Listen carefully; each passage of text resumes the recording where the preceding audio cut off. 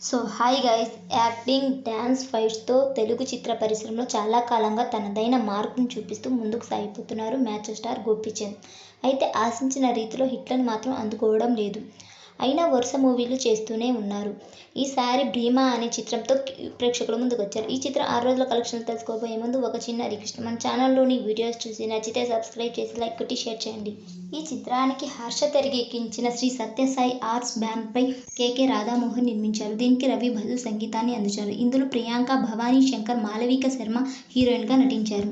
ఈ చిత్రానికి నైజాంలో 3.50 కోట్లు, సీడెడ్లో 1.50 కోట్లు, ఆంధ్రప్రదేశ్లోని అన్ని ప్రాంతాలకు 4.50 కోట్ల బిజినెస్ జరగగా తెలుగులో 9.50 కోట్లు, Karnataka plus rest of India plus ఓవర్సీస్లో కలిపి 1.80 కోట్లతో కలిపి ఈ చిత్రానికి 11.30 కోట్ల బిజినెస్ జరిగింది. ఈ చిత్రం వీక్ డేస్లో కూడా మంచి ప్రదర్శన చేస్తూ దూసుకుపోతుంది. ఈ సినిమా మంచి రెస్పాన్స్ సత్తా చాటుతుంది. 6వ రోజు 5వ రోజుతో సమానంగా హోల్డ్ చేయగలిగింది. దీనికి తెలుగు రాష్ట్రాల్లో 45 లక్షల షేర్ మాత్రమే వసూలయ్యింది. ఈ చిత్రానికి 6 రోజుల్లో తెలుగు రాష్ట్రాల్లో నైజాంలో 2.28 కోట్లు, సీడెడ్లో 92 లక్షలు, ఆంధ్రప్రదేశ్లోని అన్ని ప్రాంతాలు కలిపి 2.46 కోట్ల వసూలయ్యింది.